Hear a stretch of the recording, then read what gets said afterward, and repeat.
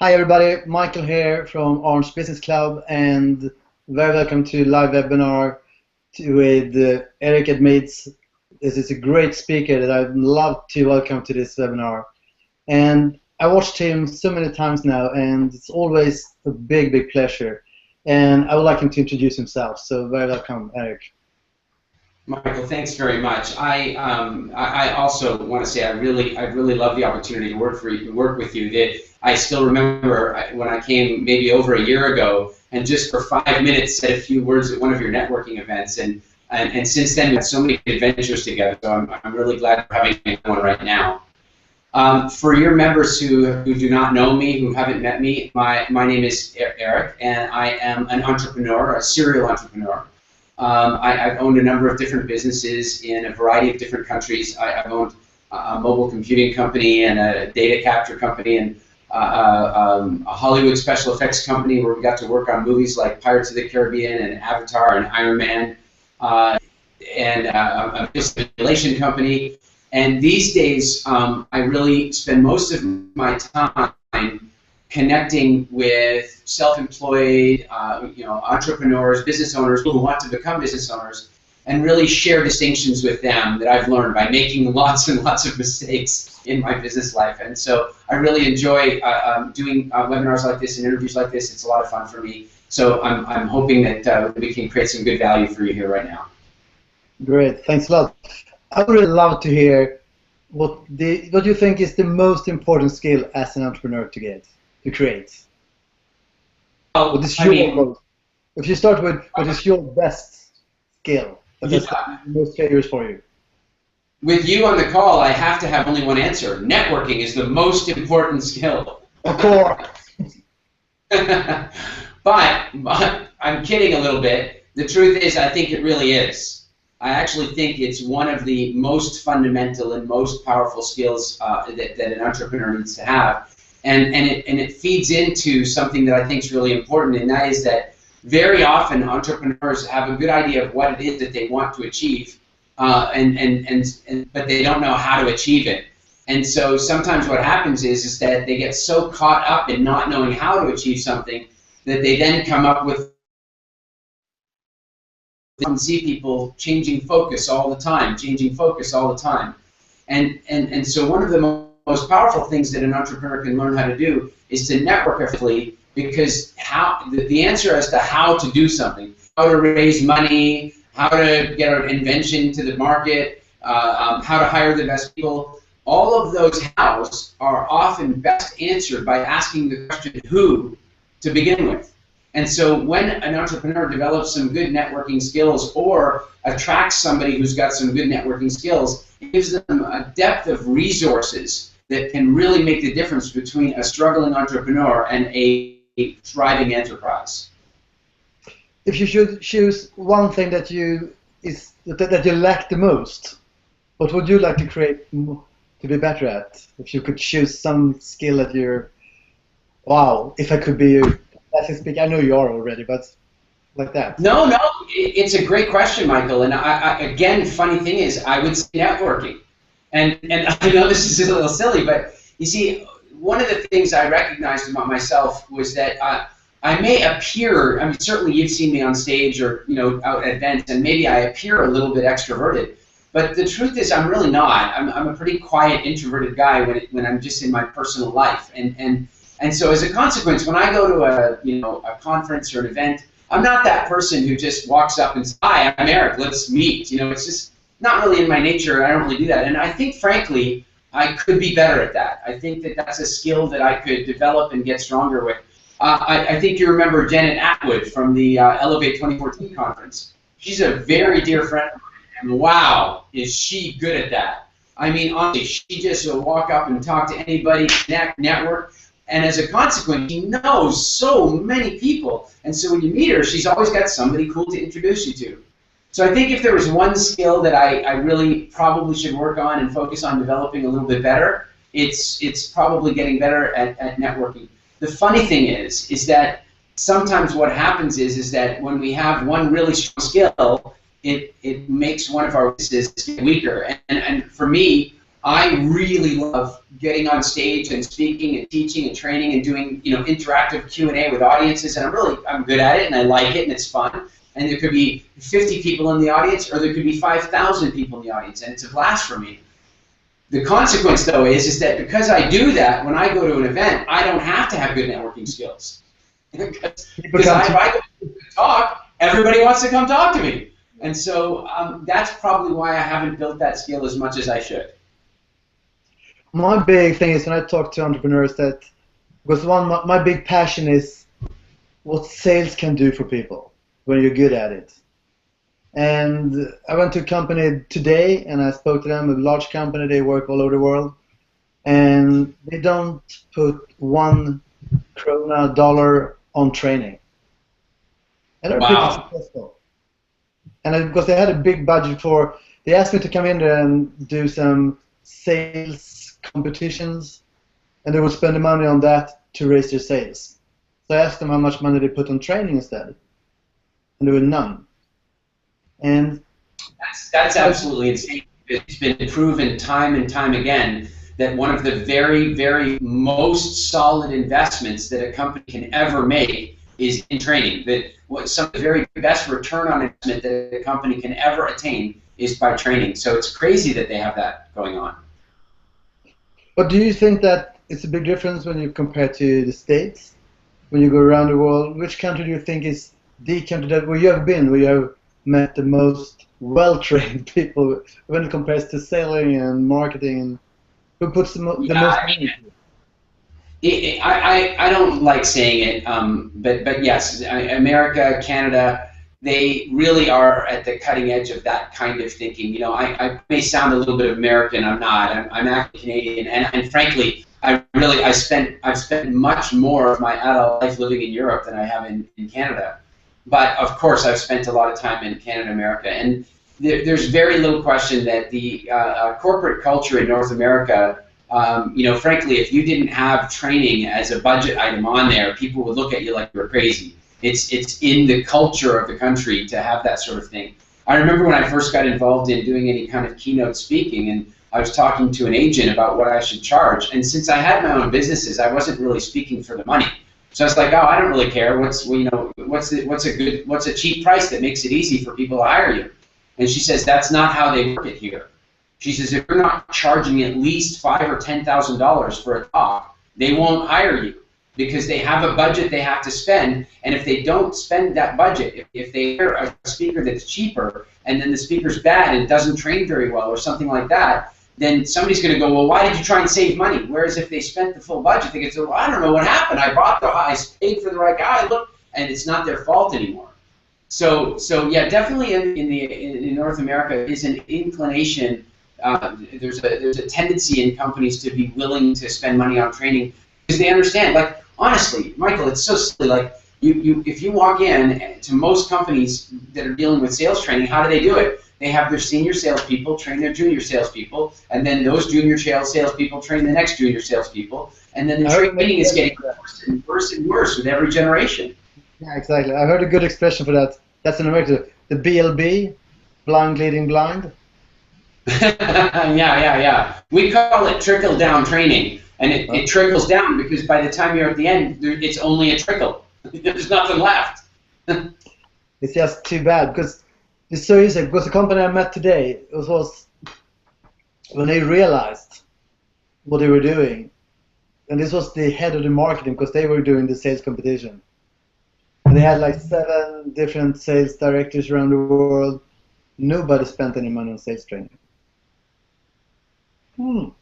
Yeah, and it's funny because of all the areas in the business that can give you the fastest return on investment, sales training is a big one because, it's so silly. If you have, say, 5 salespeople and you can get a 20% improvement in those 5 people, what training course costs as much as that's going to bring in? None. It's like basically a license to make more profit, and yet so often companies have this view of training as an expense, not as an investment. And wow, that's a mistake. What do you think people in the States then, if they spend the money, they spend a lot of money, what do they spend it on? Is it in-house training, seminars? Where does the money go? I'm sorry, are you asking what they should spend their training budgets on? First, what do you think they are spending them on today? Well, business is interesting. It's every industry is a little bit different. I think what happens with some businesses is that they're willing to spend money, for example, on computers and information and marketing, and most of them waste money on marketing. I mean, honestly, they spend money on marketing that makes no sense whatsoever, or they spend money on marketing that's not at all strategic, so it's really not getting them much return. And I think that if especially small, new, and medium-sized business owners got really strategic about their budgets, if they basically said, I'm spending this to get that, I'm spending this to get that, I'm spending this to get that, then they would start to think a lot better. And for example, if you measure that way, you look and say, well, why am I willing to spend money on SEO? Well, because it brings in traffic, and because then I, in theory, can create better conversion. Well, that doesn't work at all if the conversion part doesn't work. So in other words, why spend money on better computers for your salespeople if your salespeople aren't good at conversion? So it's fascinating to me to look at how companies justify what they spend their money on and they don't spend their money on. As young entrepreneurs, as startup entrepreneurs, I think what the bigger problem is that they view they view their entire budget very carefully. It's like, God, I have so little money. How could I spend any on training? Yeah. Well, again, what I would say is that even at that level, like, start small. If you've just hired a salesperson, go buy them a copy of Zig Ziglar's Secrets of Closing the Sale. That's sales training. Maybe right now it's only a book, but it's a start.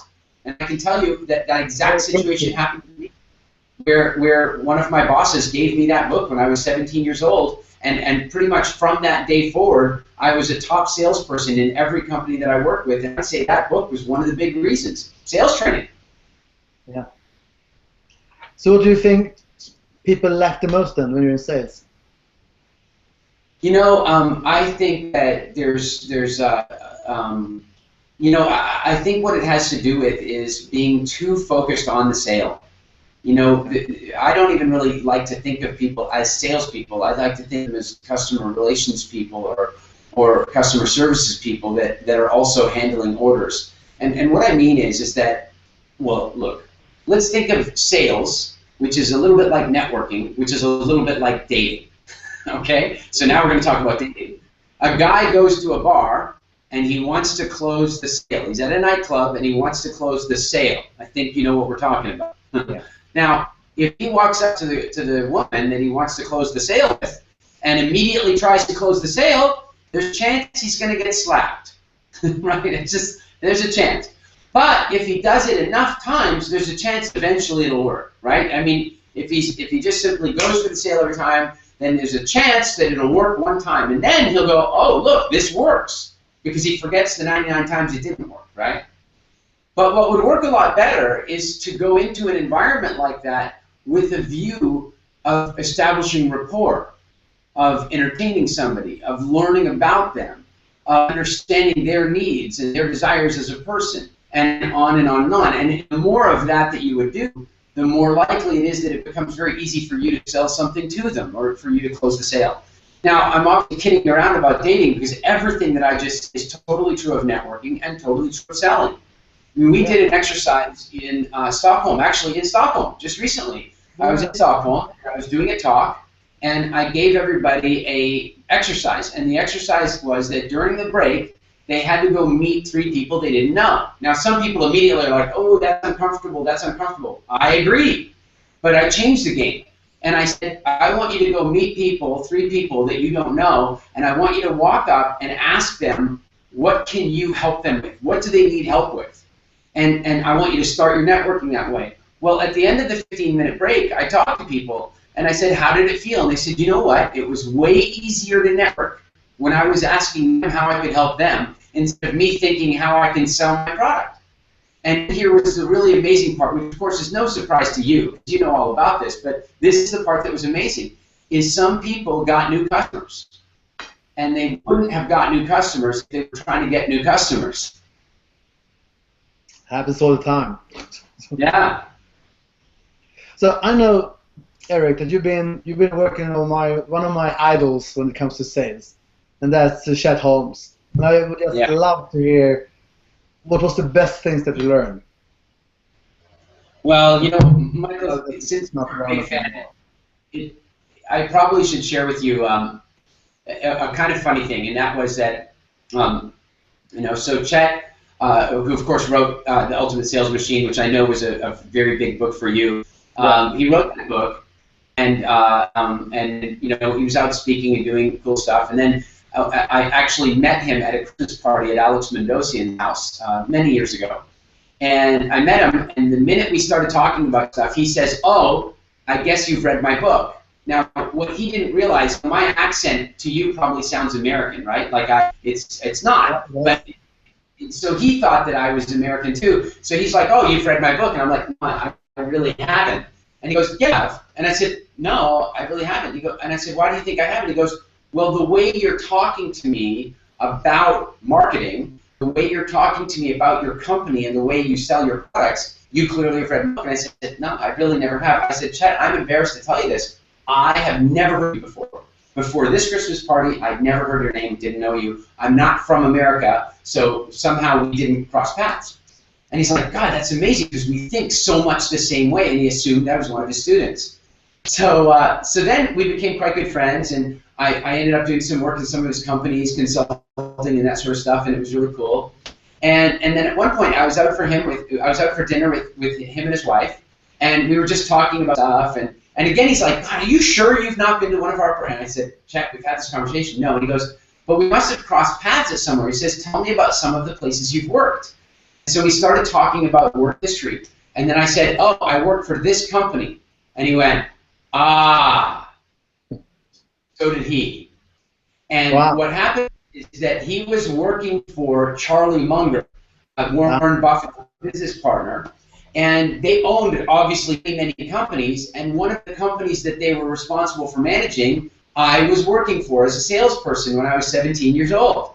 So we never met, we never knew each other, but all the marketing education and sales education that they were teaching to their staff, and they did lots of training, and they spent money on training, and they brought trainers in, all the stuff they were teaching us, I was learning from him I didn't even know. And then it became, of course, second nature to me because I learned it at 17 years old. So I used it in all my companies and so on. And so he and I really, once we found that connection, we solved the great mystery of why it was we thought very similarly about marketing.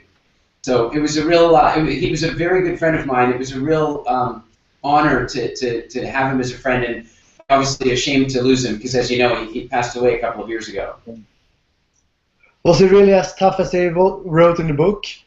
When it comes to interviews and stuff like that, when he really liked, I read when he really liked somebody as a sales rep, as a candidate to the job, he says, "Well, yes, it's wrote as it. Well, I don't think you're made up for this." Yeah, I still teach that today. We used to use that all the time, and so it was so funny because I was sitting at one of the seminars that he was doing with Tony Robbins maybe 4 years ago, and he started teaching that on the stage, and I just started laughing because I'm going, "There's another one," because we used to do the same thing, and of course I now know that we've got to do it too, and it's really effective. I will say this, he was a little too tough, frankly, at times, and in fact, he asked me once if I would be willing to run his company, because he'd gotten sick, and he asked me if I would be the CEO of his company, and I was like, "No, I have business freedom. Business freedom is not being hired to be somebody else's CEO, right? That's being an employee, not really, no." But they offered me a really, really nice deal, and I, so I thought a little bit about it, and then I went to him and said, I said, "Chad, here's the thing. I don't think it's a good idea." And he said, "Why not?" And I said, "Well, because I've noticed that you sometimes raise your voice at the people who work for you." And I said, "You could do that with me once, and I would let it go. But when you did it the second time, I would start packing up my desk and leave, because that's just not how I am." And he goes, "Yeah, you're right. We should probably just stay friends." So it was fantastic. But is there anyone else that you think my audience should know, some books they should read, some gurus when it comes to sales from Canada or States or somewhere else in the world? Yeah, there are definitely some books out there that I'm a very big fan of. I'll tell you that the one, and I read it every 2 years. I often, if I don't read it, I listen to it. But it's the old classic, Dale Carnegie, How to Win Friends and Influence People. I'm sure you've read it more than once. It's a phenomenally good book.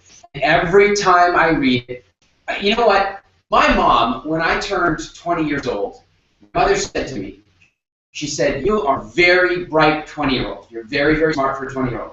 And to be fair, at 15 years old, I spent several months living on the streets when I was 15 years old. I was homeless. So when I was at 20 years old, I had a level of kind of worldliness that the average 20-year-old doesn't have. And so my mom said to me, "You're very bright for a 20-year-old, but let me tell you something. When you turn 30, you're going to realize how unbelievably little you really knew at 20. And I'm like, "You have no idea, woman." I'm like, "What is she talking about?" And you know, then I got to 30 and I called her and I said, "Holy crap, you're so right. What you learn in a decade." And she goes, "Wait till you get to 40. Well, she was right again and again. And the reason I mention this in the context of this book is every time I read that book, How to Win Friends and Influence People, every time I read it, I learned something new that somehow I missed the previous time. And I can only assume that the reason I missed it is the old example of when the student is ready, the teacher will appear. So I can read the book from one level of consciousness and pull some really good stuff out of it. Then 2 years later, I read it again, and I'm like, how did I not see that last time? I wasn't ready. So I'm a big, big fan of that book. And frankly, even though it's not about sales, I think it's one of the best sales books ever written. That's about how I feel when I listen to you. So. Cheers, I appreciate that. When that's the if you compare different countries, you've been in Sweden, and if you compare Sweden, Norway, the Scandinavian countries to how you sell in the States, mostly because Swedish people think that American salespeople are a little bit pushy. Yeah. They try a little bit too hard, and it kind of makes us not want to buy, even if it's good, because they think they try a little bit too hard and sell a little too much. You think we are late? One of the distinctions is that Scandinavians, on the whole, have, in my experience, have better self-esteem than the average North American. The average North American or the average American in particular, might have a sort of American pride about them, but they're more easily led quite often than Scandinavians. In other words, if you're trying to push a Scandinavian, is just simply going to resist. In fact, you know that thing you were talking about with interviewing, right? So the interview structure, at some point in the interview, you say, "Gosh, I really like you. I enjoyed this interview a great deal. I'm just not seeing that you're a superstar."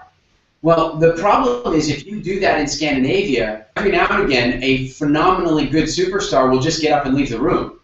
Yeah, so, totally.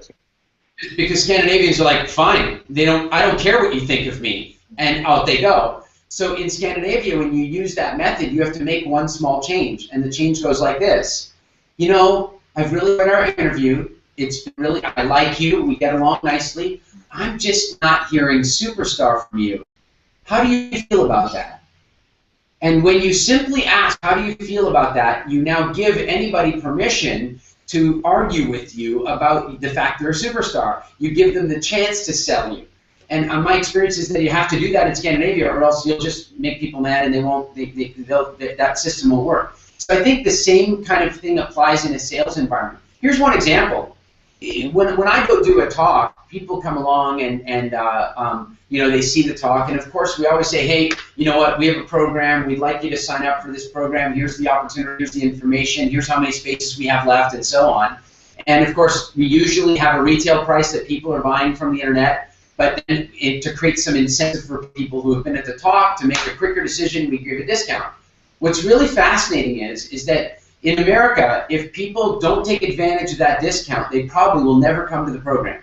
So if the program was costing, say, 40,000 kroner, and then you say today it's 30,000, and if they don't buy it, then they never will, or they won't buy it till they come back to another talk 2 years later. In Scandinavia, I'm amazed. I'll go, you know what? It's 30,000 today, and you can get the discount right now. And Scandinavians are so tough. They'll go, no, I'll buy it later at 40,000 if I feel like it. And then they do. I'm amazed by that. I'm like, wow, that's because if people will say, yeah, I'm going to do it, but the discount is today. I don't need the discount. I'm going to do it when I'm ready to do it, and I'll just pay the price. And then you get 5, 6, 7, 10 people say that to you. If 10 people say that to you in America, none of them will buy. And if 10 people say that to you in Scandinavia, 3 or 4 of them are going to come back and buy. I'm always surprised by that. We're not as fast, not as smart. I heard somebody, I read in it takes about, in the States they say it takes 21 days to change your behavior.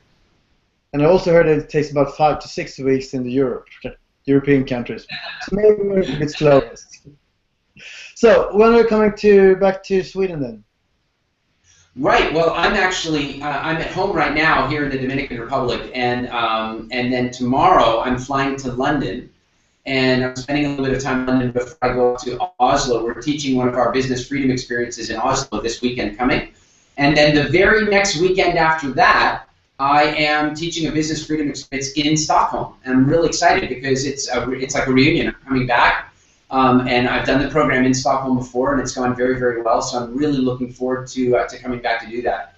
And then on December 1st, I'll be back in Stockholm again because I'll be doing a talk at the Yes Group about our fitness brand, WildFit. So we're going to have a lot of fun over the next little while. If you've got any of your network that are, that consider themselves, entrepreneurs, self-employed, which I think is probably most people in your network, I would love to have some of them come along. I know we do have some places left for the Stockholm event, and even for the Oslo event, for what that matters. What is it about? I don't know. I'm sorry? What is it about? Tell me about it. I'll share you. So what happened is that, I started doing a lot of casual mentoring people. When I had my company, I reached a point where I had lots of freedom.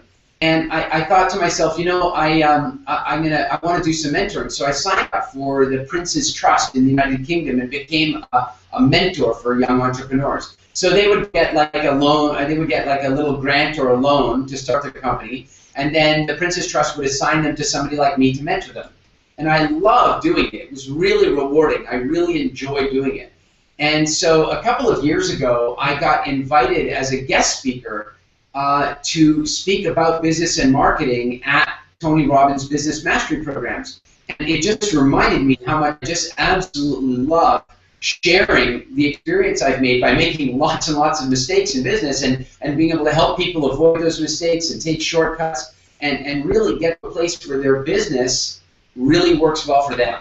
And so I sat down with my wife one day and I said, wow, I think this is what I want to do when I grow up.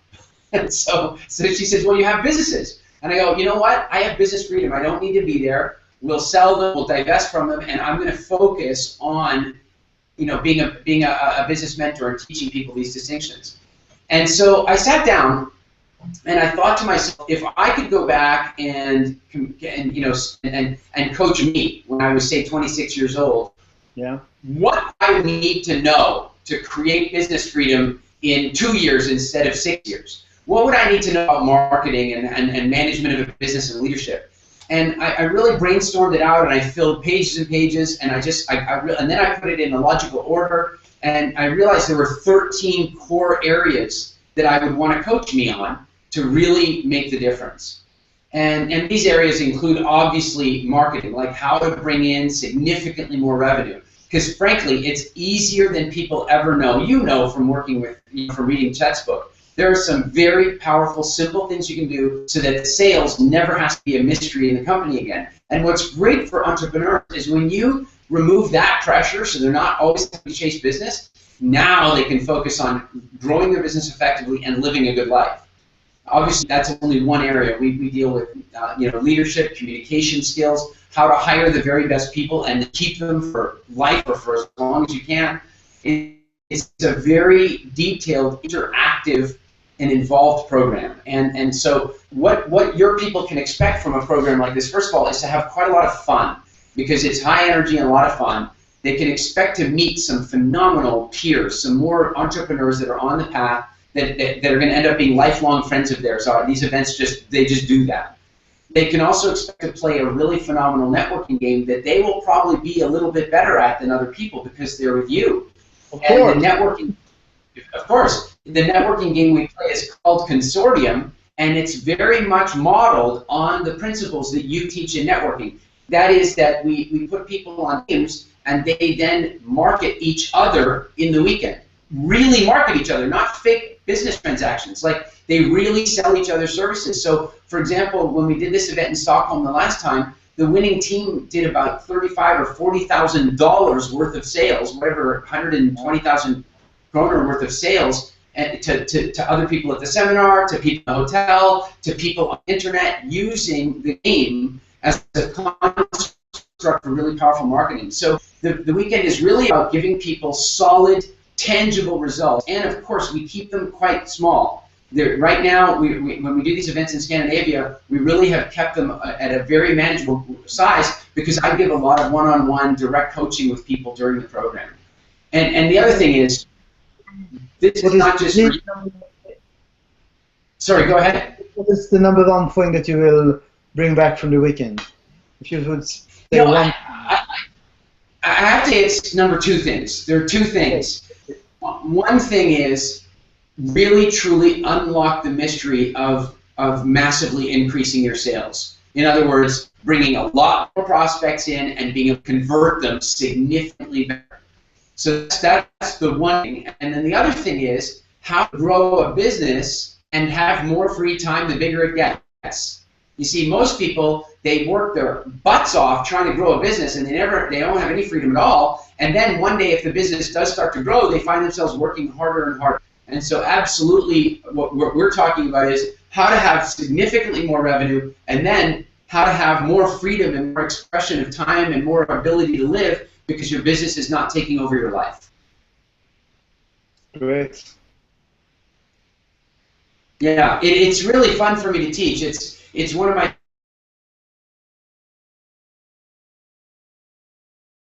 very confident about guarantee. It's crazy. It's not a satisfaction guarantee. I don't want you to be satisfied. I want you to be blown away. I want you to be like shell shocked. I want you to go, this is life changing. And so if people come to our programs and they get halfway through the program and it's just not there for them, it's not worth 10 times the money and that they put in, full refund, no question. We are absolutely confident at it. And by the way, of course, how many times has anybody ever asked us for that? Probably not. Yeah. It might happen one day. If it does, we will honor the guarantee. It's just, our core thing is, entrepreneurship is not supposed to be difficult. It might require some effort. It's not supposed to be difficult. It's not supposed to make sleep difficult. It's not supposed to damage your health. It's supposed to create for you a phenomenal life. Entrepreneurship is making some really good decisions and connecting with some really good people for 2 or 3 years so that you can live a life that other people only dream about.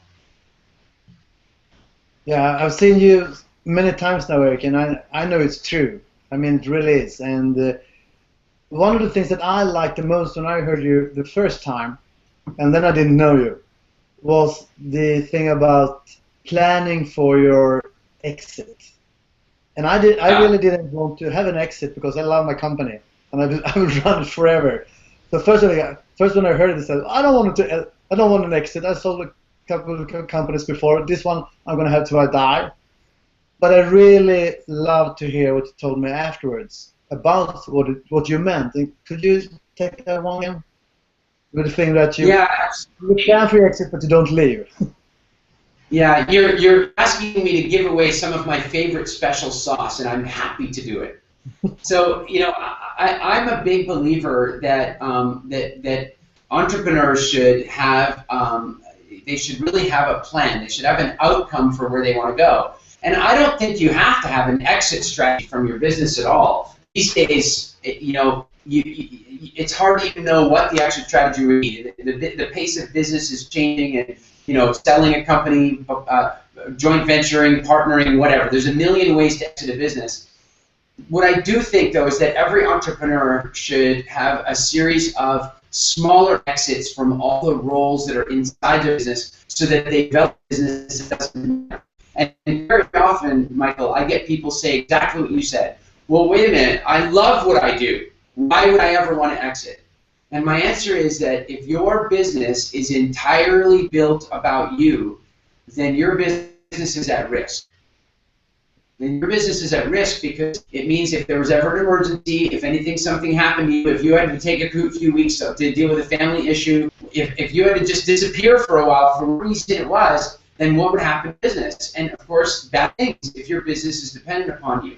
And so developing business freedom and using our mini exits formula to create a situation where your company can run smoothly without you is not at all to get rid of you. It means that when you show up for work, you only have to do the stuff you love because the business is already functioning smoothly without you. This is one of the most important distinctions in business, is recognizing that, we all think, oh, I quit my job and I started a business. Now what you have to do is quit your job, start a business, and then quit all the jobs that you got when you started your business, and that you eventually are only the business owner. And that's the big thing, that you're not employed in your company, you own the company.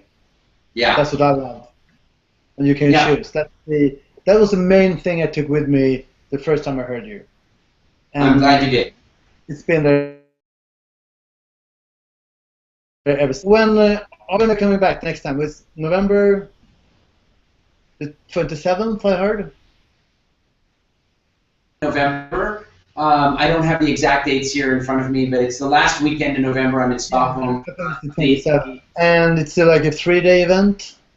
Yeah, it starts on Thursday night. We start on Thursday night for a few hours, just getting everything set up and ready and get the teams built and get some initial networks established.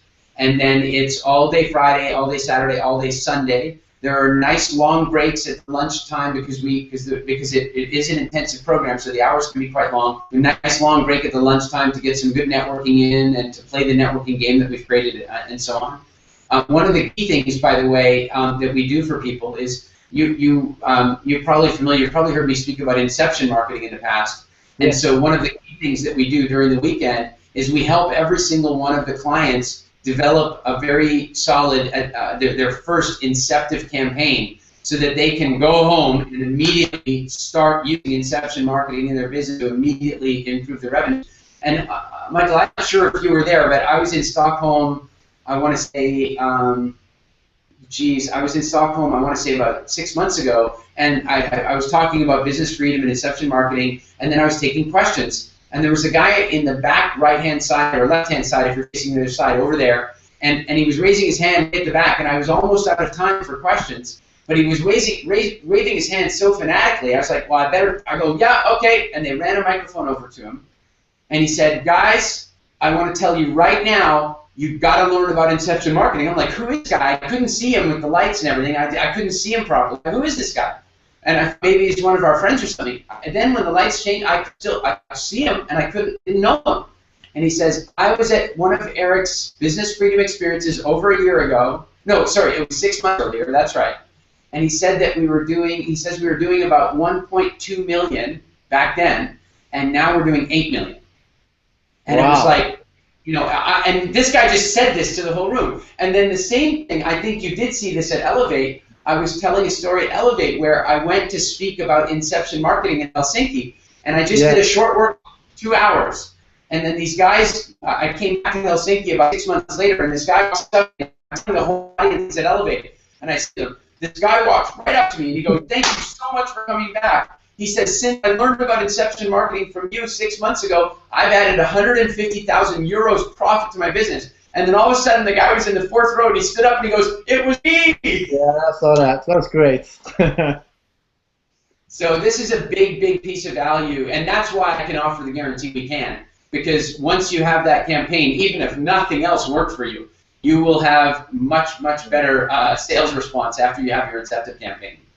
Yeah, and you speak a lot about that people love to buy and not to be sold. Yeah. That's what I like as well. And that's how we in Sweden think that a lot of them American salespeople should listen a lot more to. Yeah. It's more appealing to us over there. Yeah, it's more attractive. So how do you apply? How do you get a ticket to the weekend? Well, let me answer that in two ways. The first thing is that we have a online video coaching program that anyone can do if they want to, and that's really easy to get to. It's called businessfreedomuniversity.com. businessfreedomuniversity.com, and if you go there right now, because the main site hasn't, the full Business Freedom University hasn't been launched, if you just go right there, there's immediately an offer for a 3-part video training that you can do absolutely for free to see a little bit of what the weekend is all about. And then, in terms of getting information to everybody about coming to the event in Stockholm, I think the best thing is what we'll do is wherever this video is displayed, we'll put the registration details right over the video so that they can just click right there and register in.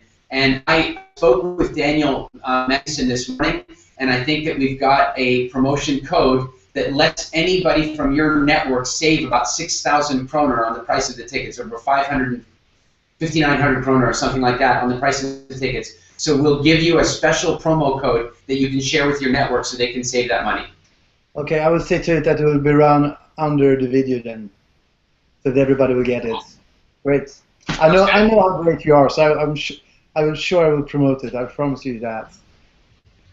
Okay, it's been a pleasure talking to you. Thank you. Absolutely. So much. Thanks very much. Always a pleasure to see you. It was really fun hanging out with you in Oslo, and obviously I look forward to seeing you in a few weeks. I'm looking forward to meet you again. Thank you so much, Eric. Have a great time. Bye-bye. Bye-bye.